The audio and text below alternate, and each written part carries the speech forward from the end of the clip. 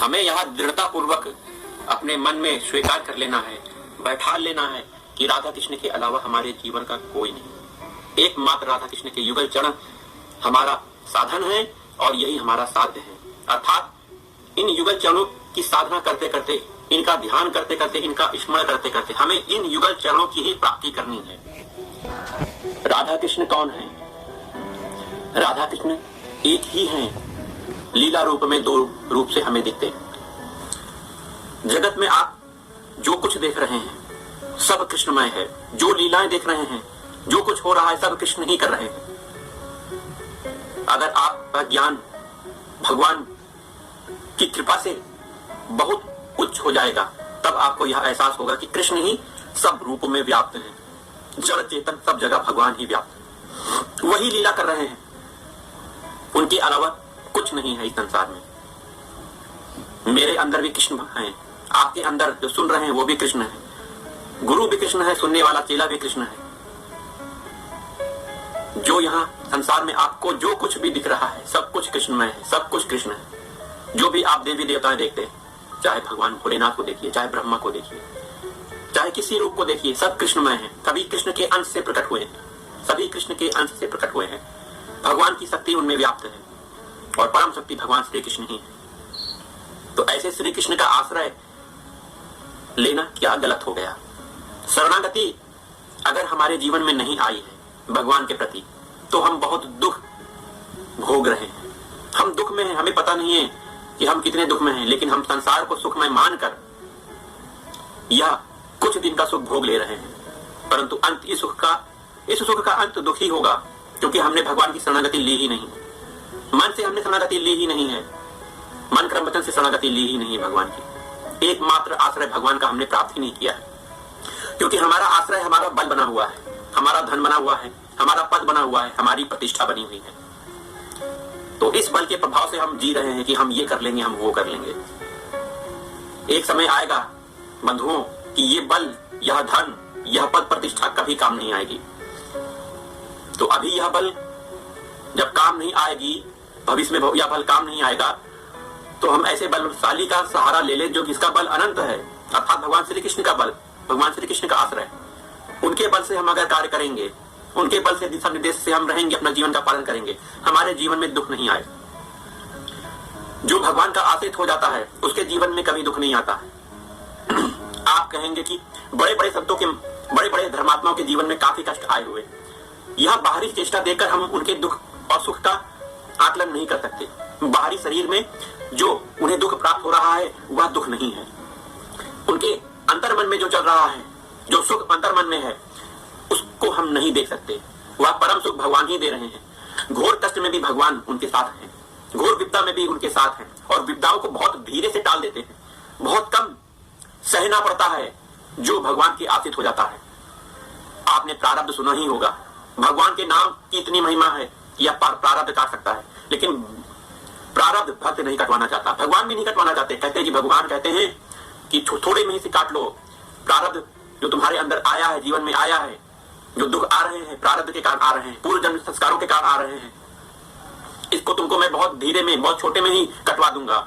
जैसे अमुक संत महात्मा का एक्सीडेंट हो जाता है, हल्का सा चोट, हल्की सी खरोच, या फिर कुछ नहीं, या फिर कुछ नहीं, बात को समझिएगा, केवल एक्सीडेंट हो गया, चोट नहीं लगी, प्रारब्ध नष्ट हो गया। अगर यही संत महात्मा भगवान का आश्रित ना होता, आमजन का एक्सीडेंट हुआ होता तो क्या होता? उसको भयंकर कष्ट होता, भयंकर उसके पैर टूट जाते या फिर मृत्यु हो जाती, शरीर की व्याधि हो जाती, जीवन भर विकलांग हो जाता, इस तरह का कष्ट हो सकता था।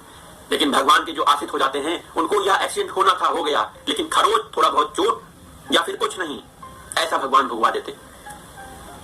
इस कष्ट में भी वह भगवान को नहीं भूलता है। भगवान से कुंती ने क्या मांगा था? हे प्रभु, मैं आपसे वरदान मांग रही हूं, मुझे प्रतिपल कष्ट दो, दुख दो। क्यों? श्री कृष्ण ने पूछा, क्यों? लोग तो मुझसे सुख संपत्ति, ऐश्वर्य, धन, भोग यह सब मांगते हैं, तुम मुझसे कष्ट, दुख क्यों मांग रही हो? कुंती जी ने बहुत प्यारा जवाब दिया, कहा कि इस दुख में, इस कष्ट में मैं आपका ही स्मरण करती हूँ। अगर यह दुख कष्ट ना होगा और सुख में मैं होंगी तो शायद आपको भूल जाऊं। आपको भूलना ही सबसे बड़ा दुख कष्ट है। इस कष्ट दुख मेरे जीवन में आता रहेगा तो मैं आपका हमेशा स्मरण करती रहूंगी, और मैं यही चाहती हूँ कि मेरा नित्य चिंतन श्री कृष्ण बने रहे। भगवान की स्मृति हमेशा बनी रहे, उनका नाम लीला गुण ध्यान बना रहे। तो हे प्रभु, हे कृष्ण, मुझे दुख दो, प्रतिपल मुझे दुख दो, एक क्षण के लिए मुझे सुख नहीं चाहिए, क्योंकि इस दुख में ही मैं आपको याद करती हूँ। तो जो भक्त होता है वह भगवान का निरंतर चिंतन चाहता है, भगवान को निरंतर उनका नाम चाहता है। इस तरह की भक्ति अगर कोई करता है तो वो भगवान को प्यारा है। भगवान उसे कभी कष्ट नहीं देते हैं, मान के चलिए कभी कष्ट नहीं देते हैं। भगवान ने गीता में कहा है, मेरे भक्त का कभी विनाश नहीं होता है। कोई सत्ता नहीं है जो भगवान के भक्त का विनाश कर दे। भगवान के नाम लेने वाले का नरक गमन नहीं होता। अजामिल की कथा में आप सुन सकते हैं, श्रीमद् भागवत में अजामिल की कथा आती है। ब्राह्मण होते हुए वह बहुत कुकृत्य करता था, गलत काम किया, व्यभिचार किया उसने, परंतु अपने पुत्र का नाम नारायण रख दिया। इस नारायण के नाम, जो कि भगवान का नाम था, वो जानता नहीं था। वह पुत्र का नाम लेकर नारायण नारायण बोलता रहा। अंत समय में जब उसे नरक ले जाने के लिए यमदूत आए, तो यमदूत को देखकर डर गया और अपने पुत्र को पुकारा, नारायण नारायण नारायण, मेरी रक्षा करो। तो भगवान का नाम लेते ही भगवान ने गीता में कहा है, उस बात को सत्य करने के लिए भगवान के पास आ गए और कहा, नहीं यमदूत, तुम इन्हें नहीं ले जा सकते, क्योंकि इसने अंतकाल में भगवान का नाम लिया है। तो यमदूत लौट गए और अजामिल को यह बात पता लगी कि भगवान का नाम लेने से घोर कष्ट में भी भगवान साथ देते हैं। इस मान विपदा में भगवान के पास आकर मेरी रक्षा कर रहे हैं। अब मैं बचा हुआ जीवन भगवान का ही नाम स्मरण करूंगा। तो उसने अपने बचे हुए जीवन में भगवान का नाम स्मरण लीला गुण धाम करते हुए भगवान के धाम को प्राप्त हुआ। तो भगवान का नाम परम पवित्र है, भगवान से बढ़कर कहा गया है। भगवान को अधीन करने वाला भगवान का नाम है। एक पतंग उड़ रही है, यह पतंग मेरे भगवान श्री कृष्ण है। वो डोरी है भगवान का नाम। अगर उस पतंग को अर्थात कृष्ण को प्राप्त करना है तो डोरी खींचना पड़ेगा और पतंग आपके पास आएगी, अर्थात नाम लेना पड़ेगा। नाम लेते लेते लेते लेते डोरी पास में आती जाएगी और पतंग आपके समीप आ जाएगी, आपके हाथ में आ जाएगी। अर्थात भगवान का नाम स्मरण करते करते आपको क्या प्राप्त हुआ? संसार का सबसे बड़ा प्रेम प्राप्त हुआ, सबसे बड़ी शक्ति प्राप्त हुई, सबसे बड़ी ऐश्वर्य प्राप्त हुआ। क्या प्राप्त हुआ? श्री कृष्ण प्राप्त हुए। जिसको श्री कृष्ण मिल जाते हैं उसको संसार की किसी वस्तु की आवश्यकता नहीं होती। भगवान की प्राप्ति के लिए ही मनुष्य जीवन का मिला हुआ, परंतु वास्तविक उद्देश्य क्या है मनुष्य जीवन का? भगवत प्राप्ति। भगवत प्राप्ति अगर इस मनुष्य जीवन में आपने कर ली तो आपका यह जन्म मरण का चक्कर छूट जाएगा। जन्म मरण का चक्कर क्या होता है कि हर समय जन्म लेना और मर जाना। कुत्ता, बिल्ली, घोड़ा, गधा, ये पेड़, वो पेड़, मच्छर, जूं, 84 लाख जन्म होते हैं।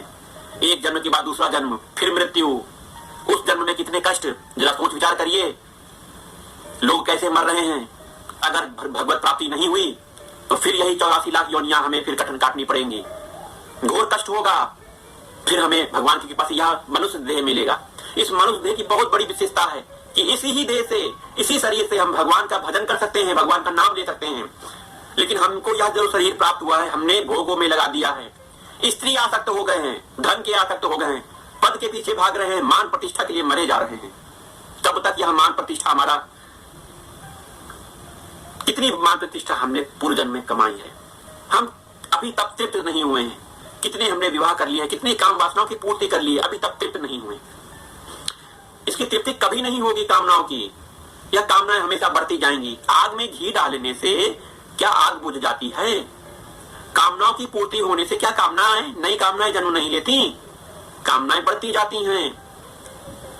इसलिए मनुष्य को संतोषी होना चाहिए। संतोषी अर्थात जितना है वह भगवान का है और जो मैं भोग रहा हूं भगवान का दिया हुआ प्रसाद भोग रहा हूं, मेरा कुछ नहीं है। अपने आप को तिनके के समान मानना चाहिए, तिनके से भी छोटा मानना चाहिए। अहम शून्य व्यक्ति भगवान की प्राप्ति कर सकता है। जिसके अंदर किसी प्रकार का अहम गर्व अभिमान नहीं है वह भगवान की प्राप्ति करने के योग्य है। यह तो बहुत छोटी सी सीढ़ी है, बहुत नीचे स्तर का कदम है आपने चढ़ाया कि आपने अहम शून्य हुए। भगवान की प्राप्ति में पहला कदम यही है कि आप अपनी कामनाएं, क्रोध, वासनाओं को छोड़कर भगवान की प्राप्ति के लिए आगे बढ़ें। तो हमें भगवान की प्रेम की प्राप्ति के लिए निरंतर प्रयास करना चाहिए। भगवान का प्रेम कैसे प्राप्त होगा? भगवान से बस यही तो कहिए कि हे प्रभु मैं आपका हूं। वास्तव में आप प्रभु के ही हैं, कोई दूसरी चीज आपने नहीं बोल दी। आप यह स्वीकार कर लो कि मैं आपका हूं। मनुष्य यह स्वीकार ही नहीं कर पाता, ज्ञान बुद्धि नहीं है उसके पास। ज्ञान बुद्धि क्यों नहीं है? गुरु की शरण में नहीं गया है। गुरु की शरण कैसे प्राप्त होगी? भगवान की कृपा ही नहीं है। भगवान की कृपा क्यों नहीं है? पूर्व जन्म के संस्कार ऐसे हैं, वर्तमान का वातावरण ऐसा गंदा हो गया है कि ना तो भगवान की कृपा प्राप्त हो रही है। अगर कृपा प्राप्त हो जाती तो गुरु मिल जाते, वो दिव्य गुरु अपने दिव्य मुखार बिंदु से उस भक्त को, उस व्यक्ति को, उस मनुष्य को वह दिव्य ज्ञान देते जिससे वह भगवत मार्ग में चल सकता। परंतु भगवान की तो हमेशा कृपा बनी ही रहती है। भगवान हर प्राणी से प्रेम करते हैं, चाहे वह कितना गंदा भी हो, कितना अच्छा भी हो, सबको समान रूप से देखते हैं मेरे प्रभु। उनके लिए न कोई छोटा है न कोई बड़ा है, सब भगवान के ही हैं, भगवान के ही अंश हैं। परंतु व्यक्ति अपने कर्मों से, अपने विचारों से घिर जाता है, वह भगवान की तरफ उन्मुख हो ही नहीं पाता, वह भगवान की माया में खेलता रहता है, भगवान की माया में सुख देखता है कि उसे कुछ सुख मिलेगा।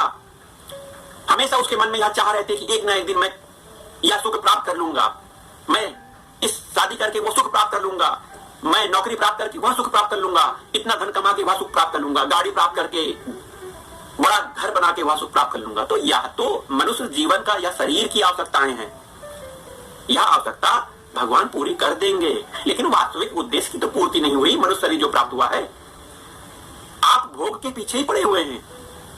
जरा कल्पना करिए कि आप कितना भोग सकते हैं। आप अगर खाने के बहुत शौकीन हैं तो खाइए आप खूब। मान लीजिए रसगुल्ला आपको बहुत पसंद है, लाइए गपागप खाइए, 4-5 खाएंगे, 10 खा लेंगे, उससे ज्यादा खा पाएंगे, फिर कहेंगे नहीं अब नहीं खा पाऊंगा। कितनी आपकी सामर्थ्य है, अगले दिन फिर आपकी वही इच्छा पूरी। कितना धन कमाना है, कितना धन कमा के रख लेंगे, कहां लेकर जाना है यह धन। जितना भी कमा लो और सोचते हो कि और आ जाए और आ जाए और आ जाए। ये पद मिल गया तो सोचते वाला पद और ऊंचा वाला पद मिल जाए, कभी तृप्ति होने वाली नहीं है। संतोष परम सुखम जो मिल रहा है भगवान का दिया हुआ मानो, भगवान का दिया हुआ मानोगे तो भगवान का अर्पित हुआ माना गया, अर्थात आपका कुछ नहीं है। आरती में तो बहुत गाते हैं हम लोग, तेरा तुझको अर्पित क्या लागे मेरा प्रभु, क्या लागे मेरा, तेरा तुझको अर्पित। क्या तन मन धन जो कुछ है तेरा तुझको अर्पित, तन मन धन सब भगवान को अर्पित करते हो आरती के समय, उसके बाद भूल जाते हो। यह तन भी भगवान का है, भगवान की सेवा में लगाना है, मन भगवान का चिंतन करना है, नाम स्मरण करना है, और धन भगवान की सेवा में सत्कार्य में लगाना है। आपका कुछ नहीं है, यह सब भगवान का दिया हुआ है, तो इसे हमें गलत कार्य में नहीं लगाना है, भगवान से प्रेम करना है। भगवान से प्रेम करने के लिए अभी बताया गया, भगवान के हो आप, इसे स्वीकार करो। हे प्रभु मैं आपका हूँ, हे कृष्ण मैं आपका हूँ। श्री राधा रानी कौन है, शुरुआत में चर्चा हो रही थी, श्री कृष्ण कौन है तो राधा रानी कौन है, यह भी जान लेना आवश्यक है। दोनों एक है कहा गया। तो श्री कृष्ण के हृदय में वास करने वाला अनन्य प्रेम श्री राधा रानी ही है। मूर्तिमान रूप, प्रेम का मूर्तिमान रूप श्री राधा रानी है। राधा रानी प्रकट नहीं होती हैं क्योंकि श्री कृष्ण के हृदय में वास करने वाली है। भगवान हर किसी के सामने प्रकट नहीं करते राधा रानी को।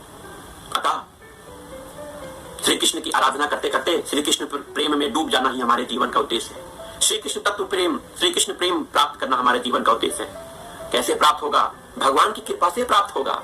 जब आप उनके आश्रित हो जाएंगे तो वह कृपा होगी भगवान की। क्या कृपा होगी? भगवान दिव्य संत महात्माओं को हमारे जीवन में ला देंगे, प्रादुर्भाव हो जाएगा, मिल जाएंगे ऐसे संत महात्मा, भगवान की कृपा से मिलेंगे। भगवान की कृपा जब हो जाएगी तो ऐसे संत महात्मा हमारे जीवन में आएंगे, मिलेंगे, वो उपदेश करेंगे, हमें उनके उपदेशों का पालन करना है। गुरु कौन है?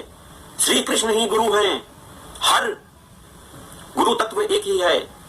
शरीर रूप में अलग अलग संप्रदाय में अलग अलग गुरु हैं, लेकिन तत्व एक है, वो श्री कृष्ण ही हैं। शरीर में अंदर भगवान ही बैठकर बोल रहे हैं। आपकी जो साधना है, जो स्तर आपको प्राप्त होना, उस स्तर का आपका गुरु मिलेगा। आपकी साधना भगवान को मित्र बनाने की है, भगवान को सेवा करने की है, उस स्तर का गुरु मिलेगा। आपकी साधना गोपी भाव की है, उस स्तर का आपको गुरु मिलेगा। आपकी साधना नित्य विहार रस, निकुंज रस में भगवान की सहचरी बनने की है, तो उस स्तर का आपका गुरु मिलेगा। कैसे मिलेगा? भगवान ही आएंगे उस शरीर को धारण करके, जो आपको उपदेश देंगे। वो भगवान तत्व, गुरु तत्व एक है, शरीर से अलग अलग है। तो हमें श्री कृष्ण के प्रेम की प्राप्ति के लिए नित्य भगवान के नाम का स्मरण करना चाहिए, भगवान के नाम को निरंतर जप करना चाहिए। राधा कृष्ण राधा कृष्ण। भगवान का नाम लेने के लिए हमें अपने मन को भगवान में लगाना है, परंतु हमारा जो मन है वह बहुत चंचल है। गीता के अध्याय 6 के श्लोक 34 में भगवान ने कहा है, अर्जुन कह रहे हैं, हे कृष्ण, जो कि मन चंचल, अस्थिर, हठीला, अत्यंत बलवान है, अतः मुझे इसे वश में करना वायु को वश में करने से अधिक कठिन लगता है। अर्जुन बिल्कुल सही बोल रहे हैं, क्योंकि मन कभी वश में नहीं होता, या चंचल है, हठीला है, अपना मन के हिसाब से काम करता है। और मन ने जो विचार किया और बुद्धि ने उस मन के विचार निर्णय पर अपनी सहमति दे दी, तो हमारी 10 कर्मेंद्रियां हैं, ज्ञानेंद्रियां हैं, कर्मेंद्रियां हैं, उस हिसाब से हम कर्म कर देते हैं और पाप हो जाता है। इस मन के प्रभाव से हम इस जीवन में भी कष्ट प्राप्त करते हैं, और इस मन के प्रभाव से भगवान की तरफ न लगने की वजह से यह मन आगे आने वाले जन्म को भी बर्बाद कर देता है। यह मन अगर भगवान में लग गया, भगवान का स्मरण हो गया, भगवान का चिंतन हो गया, गुरु आज्ञा में रहा यह मन, तो निश्चित भगवान की प्राप्ति होगी। अगर यह मन भगवान के लिए तड़पने लगा, रोने लगा, तो यह मन भगवत प्रेम प्राप्त करवा देगा। इस मन को ही भगवान में लगाना है, इस मन के चिंतन को भगवान के चरणों में लगाना है, बस यही करना है और कुछ नहीं करना है।